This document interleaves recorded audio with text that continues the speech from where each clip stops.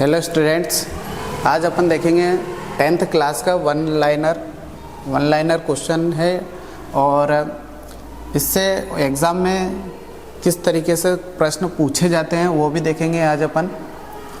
और chapter wise है। पहला चैप्टर मैंने पिछले वीडियो में दिखाया था आपको और पूरे अच्छे तरीके से समझाया था, वास्तविक संख्या वाला था। और आज अपन देखेंगे सेकंड चैप्टर बहुपद वाला है और इससे किस तरीके से एग्ज़ाम में सवाल आते हैं और बहुत इम्पोर्टेंट टॉपिक है, आसानी से सॉल्व कर लेंगे, बहुत इजी टॉपिक है। तो चलिए देखते हैं। जैसे नाम से शुरू है बहुपद, जैसे कोई भी बहुपद दिया हुआ हो और उसमें जो चर होता है x और उसकी जो घात होती है वही बहुपद की घात होती है। यही अपना क्या है, पहला पॉइंट। बहुपद सपोज करो कोई सा भी है 2x + 1, ये बहुपद दिया हुआ है।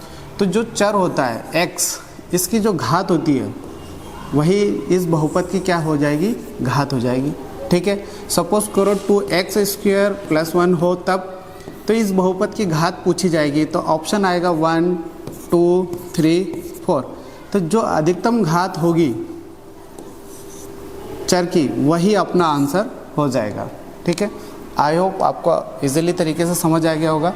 तो चलिए अपन देखते हैं पहला पॉइंट इसका।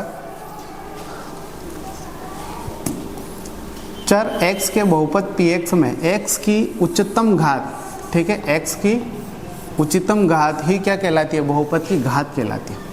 ठीक है, इसका एक एग्जांपल दिया हुआ है, बहुपद 4x + 2। ये बहुपद दिया हुआ है 4x + 2 में चर x की घात कितनी है, 1 है। तो चर x की अधिकतम घात 1 होने पर बहुपद की घात क्या होगी, 1 होगी। ठीक है, सेकंड पॉइंट दिया हुआ है 2y² - 3y + 4। इसमें जो चर है y में घात क्या है, 2। तो चर y में घात 2 का बहुपद है, घात 2 वाला बहुपद है। तो ये बहुपद क्या कहलाएगा, घात 2 वाला बहुपद है, क्योंकि चर y की अधिकतम घात कितनी है, 2 है। ठीक है, मैंने आपको अभी समझाया है, जो अधिकतम घात होती है उस बहुपद की वही बहुपद की घात कहलाती है, या फिर वो उस घात का बहुपद कहलाता है। ठीक है, सेकंड और थर्ड फोर्थ वाला पॉइंट देखते हैं। 5x की पावर 3 - 4x की पावर 2 + x - 3, ये कोई बहुपद दिया हुआ है। इसमें चर x की घात कितनी अधिकतम, 3 है। जो अधिकतम घात होगी वही अपन को देखना है और उस घात वाला क्या कहलाता है, ये बहुपद कहलाता है। तो अधिकतम घात कितनी है, 3 है। तो घात 3 का बहुपद है। तो ये कौन सा बहुपद है, तो घात 3 का बहुपद है। जैसे ही ऑप्शन में पूछा जाता है, जैसे कि पहला ऑप्शन दिया है अपने को 1, दूसरा ऑप्शन दिया हुआ है 2, तीसरा ऑप्शन दिया हुआ है 3 और चौथा ऑप्शन दिया हुआ है 4। इस तरीके से ऑप्शन देंगे और क्वेश्चन ये पूछा जाएगा कि 5x की पावर 3 - 4x² - x - 3 में बहुपद की घात है। तो आपको ऑप्शन में टिक करना है 3। ठीक है, अधिकतम घात कौन सी है, 3 है। इस टाइप के ऑब्जेक्टिव बहुत सिंपल है और आपसे पूछे जाते हैं। ठीक है, चलिए नेक्स्ट पॉइंट देखते हैं। नेक्स्ट वाला पॉइंट है, ऐसे बहुपद जिनकी घात 1 होती है रैखिक बहुपद कहलाते हैं। बहुत इंपॉर्टेंट पॉइंट है, ये हमेशा पूछे जाते हैं, ये डेफिनेशन पूछी जाती है। ऐसे बहुपद जिनकी घात क्या होती है, 1 होती है, वो रैखिक बहुपद कहलाते हैं। जैसे एग्जांपल 2x - 3, चर जो है अपने पास उसकी घात कितनी है, 1 है। जिसकी घात कुछ नहीं है उसकी घात 1 मानते हैं अपन हमेशा। तो ये जो घात है ये एक अंडरस्टूड रहती है ना, लिखते नहीं अपन। जैसे 2x प्लस या -3 लिया है तो इसकी घात 1 है ना। तो ये क्या हो जाएगा, रैखिक बहुपद। ठीक है, आया समझ में। इसको अपन क्या बोल देंगे, रैखिक बहुपद। इतना क्लियर हो गया। अगर यहीं पे 2x² - 3 होता तब क्या बोलते हैं, तो इसको बोलते हैं द्विघात बहुपद, द्विघात बहुपद। ठीक है, आई होप इतना समझ में आ गया होगा। अगर 3 घात होती तो त्रिघात बहुपद, ऐसे n घात तो n घात बहुपद। ठीक है, कितनी भी घात हो सकती है। बाकी अधिकतर ज़्यादातर क्वेश्चन यही पूछा जाता है, अगर जिस बहुपद की घात अगर 1 होती है वो रैखिक बहुपद कहलाता है। ठीक है, नेक्स्ट देखते हैं पॉइंट अपना। नेक्स्ट पॉइंट आएगा अपना पी एक्स बराबर x square minus 3x minus 4 में x का मान क्या रखेंगे 2। इस वाले में x का मान अगर 2 रखते हैं तो पी एक्स क्या मिलेगा। ठीक है, तो जहाँ जहाँ x है वहाँ अपन क्या रख देंगे 2।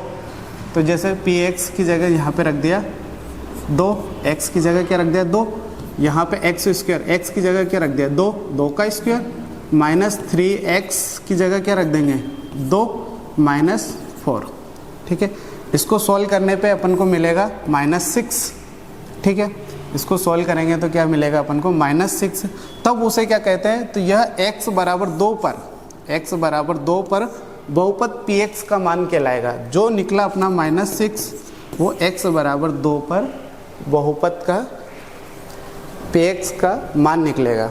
ठीक है, अगर चाहो तो इसको सॉल्व कर सकते हो। यहाँ से 2 का स्क्वायर कितना हो जाएगा 4, ये हो जाएगा -3 2 जा 6 माइनस 4, 4 से 4 कैंसिल आउट हो जाएंगे, बचेगा क्या -6।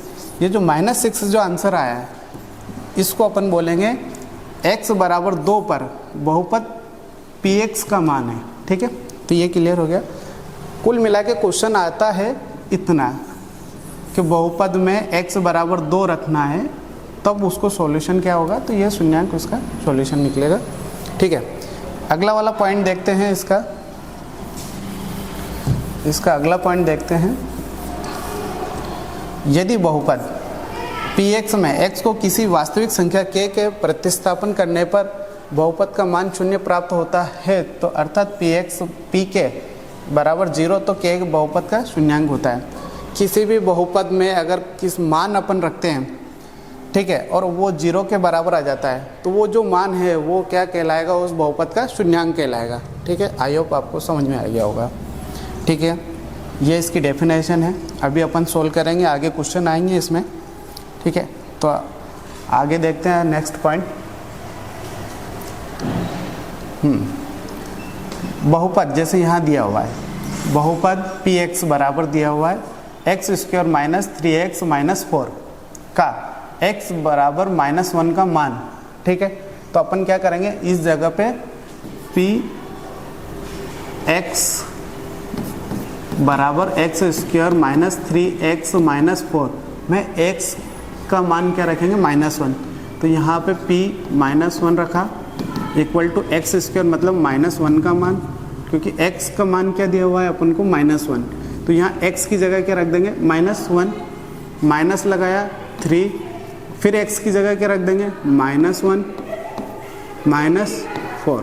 ठीक है, -1 का स्क्वायर क्या हो जाएगा, माइनस माइनस प्लस हो जाता है 1 हो जाएगा, माइनस और माइनस इनटू में है तो ये भी प्लस हो जाएगा, 3 1 जा 3 हो जाएगा, -4 ऐसा कैसे।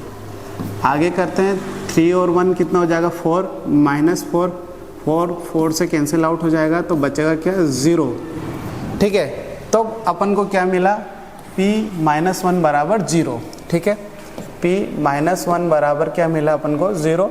अतः x जो है -1 बहुपद px का एक शून्यांक है। जो अभी मैंने बताया था, अगर कोई सा भी मान रखने पर अगर वो 0 के बराबर आ जाता है तो वो इसका शून्यांक कहलाता है। ठीक है, बस इतना सा है। अगर शून्यांक ज्ञात करना हो तो उसको गुणनखंड वाली मेथड से तोड़ के उसके शून्यांक निकल आते हैं, और अगर शून्यांक दिए हुए हो तो इसमें मान रख देते हैं और चेक कर लेते हैं, जांच कर लेते हैं कि ये शून्यांक है या नहीं है। अगर 0 के बराबर आया तो वो शून्यांक कहलाएगा, 0 के बराबर नहीं आया तो वो शून्यांक नहीं है।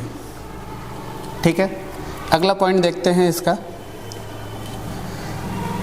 नेक्स्ट पॉइंट क्या है, किसी बहुपद ax plus b a not equal to 0 का शून्यांक उसी बिंदु का x निर्देशांक होता है जहां y equal to ax plus b का ग्राफ x अक्ष को प्रतिच्छेद करेगा।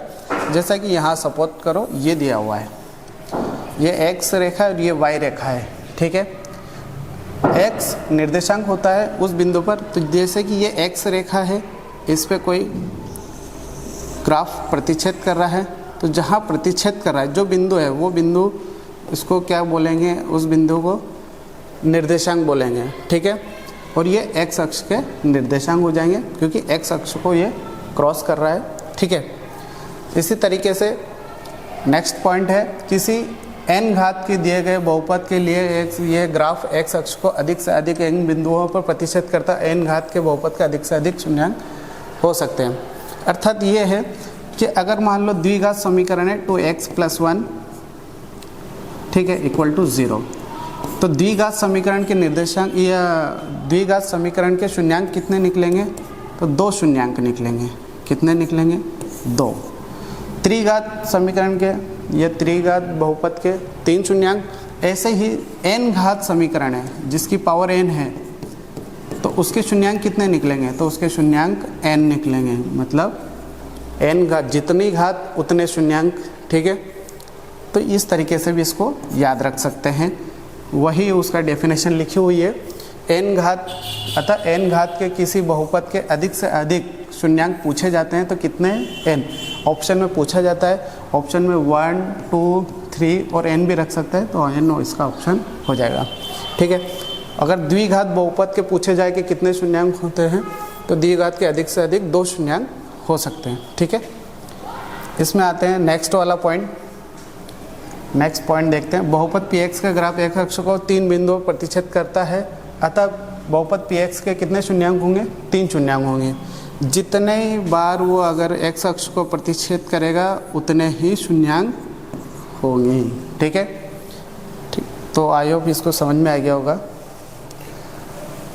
इसका नेक्स्ट पॉइंट देखते हैं। बहुपद px का ग्राफ x अक्ष को जितने बिंदुओं पर प्रतिच्छेद करता है उस बिंदु को px को उतने ही शून्याङ्क होने हैं। ये क्लियर है, अभी समझाया इसको, ठीक है। और ऊपर देखते हैं,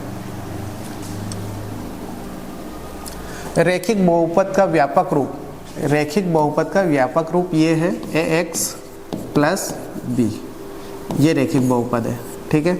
अगर द्विघात बहुपद का पूछा जाए व्यापक रूप, तो ax² + bx + c, ये द्विघात बहुपद का व्यापक रूप, ठीक है। तो पूछा जाता है कि रैखिक बहुपद का व्यापक रूप क्या है, तो ये रैखिक बहुपद का व्यापक रूप है, ठीक है। और ये द्विघात बहुपद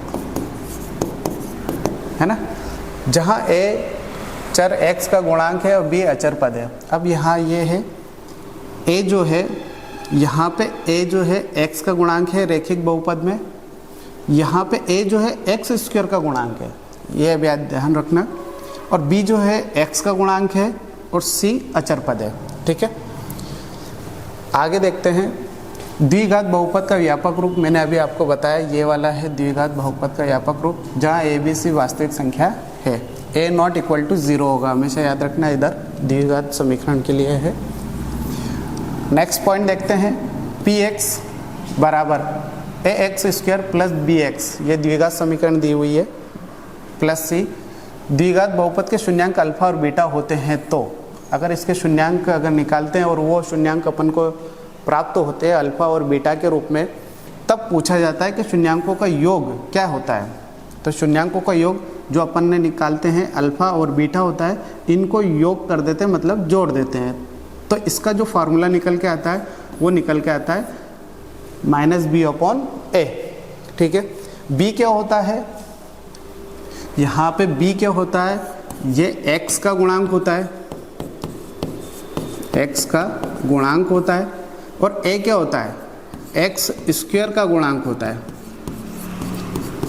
ठीक है। यहाँ लिखा हुआ है b जो होता है वो x का गुणांक होता है और a जो होता है x² का गुणांक होता है।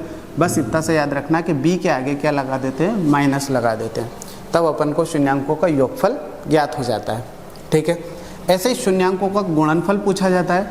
तो शून्याङ्कों के गुणनफल के लिए क्या है अपने पास, अल्फ़ा × बीटा होता है, ये गुणा है बीच में, इंटू का मतलब, और बराबर क्या होता है c/a। तो c क्या होता है अपने पास, अचर पद होता है, a क्या होता है x² का गुणांक होता है। तो आई होप आपको आसानी से समझ में आ गया होगा। कोई भी अगर अपन को दिएगा बहुपद दिया हो या उसके शून्याङ्क दिए हो, तो शून्याङ्कों का आसानी से जोड़ना, अगर अल्फ़ा बीटा दिया हुआ तो उनको तो आसानी से जोड़ सकते हैं, है ना। अगर द्विघात समीकरण दी हुई हो, इस टाइप से समीकरण दी हुई हो, तो उसमें अगर शून्यांक का गुणनफल पूछा जाए या योगफल पूछा जाए तो अपन को सिर्फ -b/a करना है। -b मतलब b यहाँ से लेना है, a यहाँ से लेना है, बस माइनस लगा के रख देना है, ठीक है। तो अपन को योगफल ज्ञात हो जाएगा। गुणनफल पूछा जाए तो गुणनफल में c यहाँ से लेना है और a यहाँ से लेना है ना, और ये गुणनफल निकल आएगा, है ना। सपोज करो इसी टाइप से एक क्वेश्चन है अपने पास, इसको थोड़ा सा मैं ऊपर कर देता हूँ तो आसानी से समझ में आ जाएगा एग्जाम्पल, ठीक है। ठीक है, अब देखिए यहाँ पे दिया हुआ है बहुपद 2x² - 7x -9 में शून्यांकों का योगफल पूछा गया। और योगफल के लिए अभी अपन ने फॉर्मूला क्या क्रिएट दिखाया था, यहाँ पे -b/a होता है। b क्या होता है, x का गुणांक होता है, अर्थात माइनस पहले से लगाए वो लगा दिया। b जो निकल के आया यहाँ पे अपन पहले से लिख लेते हैं, a बराबर क्या होता है 2, b बराबर क्या दिया हुआ है -7 और c बराबर क्या दिया हुआ है -9। ये अपन पहले कॉपी में a b c निकाल के रख लेते हैं, ठीक है। अब पूछा गया है शून्यांकों का योगफल पूछा गया है। योगफल के लिए अपने पास फॉर्मूला क्या है, -b/a। तो -b क्या है अपने पास -7, अभी अपन ने देखा बीच वाला b होता है, -7 ऐसा कैसे लिखा। अपन में a क्या है 2 है, माइनस इंटू माइनस क्या होता है प्लस हो जाता है, और ये 7/2 हो जाएगा। तो आंसर क्या हो जाएगा योगफल अपना 7/2, ठीक है। आसानी से समझ में आ गया। अगर इसी तरीके से गुणनफल भी पूछा जाए तो गुणनफल में कुछ भी नहीं है, शून्यांकों का गुणनफल क्या होता है अल्फ़ा इंटू बीटा क्या होता है अपने पास c/a होता है। तो c/a के लिए क्या है, c के अपने पास -9 है और a के अपने पास 2 है। अगर गुणनफल भी पूछा जाता तो अपन इससे आसानी से निकाल सकते, ठीक है। अब नेक्स्ट वाला देखते हैं पॉइंट। इस टाइप से क्वेश्चन भी आते हैं, अगर आपको क्वेश्चन भी आया 2 नंबर में तो आप आसानी से इसको सॉल्व कर सकते हो। x² + x - 12 बहुपद में शून्यांकों का गुणनफल पूछा गया है। अब गुणनफल का फॉर्मूला क्या है, c यहाँ लिख देता हूँ मैं c/a, मतलब अचर पद। c क्या होता है, अचर पद होता है। अचर पद मतलब जो पीछे बैठा हुआ है वही, जिसके साथ चर नहीं हो। अपन में x² का गुणांक, x² का गुणांक क्या होता है, जो आगे बैठा रहता है सबसे, ठीक है। तो c क्या है -12, यहाँ से अपन निकाल सकते हैं। a बराबर क्या है 1, x के गुणा में कुछ भी नहीं हो तो उसके गुणा में क्या है 1 है, ठीक है। इसके बाद b बराबर देखो x का गुणांक क्या है 1 और c बराबर देखते हैं तो -12। यहाँ से अपन को a b से निकल आया। अब शून्यांकों का गुणनफल अपन ने देखा c/a होता है, तो c के अपने पास -12 ये रख दिया अपन ने, और a के अपने पास 1, तो ये आ गया अपने पास -12 शून्यांकों का गुणनफल। तो बहुत ईजी है और ये क्वेश्चन आता ही है हमेशा, चाहे वो ऑब्जेक्टिव में हो चाहे मेन 2 नंबर में पूछा जाता है, ठीक है। नेक्स्ट पॉइंट देखते हैं इसका। यदि अल्फा प्लस बीटा किसी द्विघात बहुपद के शून्यांक हो तो द्विघात बहुपद px बराबर ये की तरह k का कोई वास्तविक संख्या है। अर्थात अगर आपको क्या दिया हुआ है, शून्यांक दिया हुआ, अल्फा और बीटा जो 2 शून्यांक है वो अपन को दिए हुए हैं, ठीक है। तब अपन को द्विघात बहुपद बनाने के लिए बोला जाता है। तब अपन उस केस में क्या करते हैं, उस केस में ये वाला फॉर्मूला लगाते हैं, ठीक है। जहाँ जहाँ अल्फ़ा और बीटा है वहाँ अल्फ़ा और बीटा की वैल्यू रखते हैं, ठीक है। जैसे कि सपोज करो px = k कोष्टक में x², यहाँ तक तो सब सेम है। उसके बाद माइनस अल्फ़ा प्लस बीटा, मतलब जो अल्फ़ा और बीटा का जो मान दिया हुआ है उनको यहाँ रख देना है x × में करके, प्लस अल्फ़ा × बीटा, अल्फ़ा और बीटा का गुणा यहाँ कर देना है। यहाँ पे जो शून्यांक दिए हुए हैं 2 उनका गुणा करके यहाँ रखना है और उनको प्लस करके यहाँ रखना है, बस। तो अपने का जो बहुपद है ax² + bx के फॉर्म में प्लस c, ये द्विघात बहुपद अपन को निकल के आएगा। अगर शून्यांक दिए हुए हो तो तो अपन इस तरीके से इसको बहुपद में कन्वर्ट कर सकते हैं। ठीक है, आइए एक एग्जाम्पल भी देखते हैं। इसमें एग्जाम्पल भी दिया हुआ है। बहुपद के शून्यांकों का योग कितना दिया हुआ है, -3, और गुणनफल कितना दिया हुआ है, 2, तो बहुपद होगा। अब जैसे कि अभी अपन ने देखा X square minus alpha plus beta कोष्टक बंद X plus alpha into beta. अब देखो जरा, एक्स स्क्वायर मतलब ऐसा कैसे हो जाएगा, माइनस अल्फ़ा प्लस बीटा मतलब योग, शून्यांकों का योग कितना दिया हुआ है, -3। ठीक है, एक्स ऐसा कैसे लिखा, प्लस अल्फ़ा इंटू बीटा जो दिया हुआ है, अल्फ़ा इंटू बीटा मतलब गुणनफल, अल्फ़ा का गुणा है बीटा में, तो गुणनफल कितना दिया हुआ है, 2। तो ये आएगा एक्स स्क्वायर माइनस माइनस क्या हो जाएगा, प्लस का 3x प्लस 2। इस टाइप से अपन इसको क्या बहुपद में कन्वर्ट कर सकते हैं। तो आई होप आपको इतना समझ में आया होगा। तो ये क्वेश्चन इस तरीके से क्लियर हो गया होगा।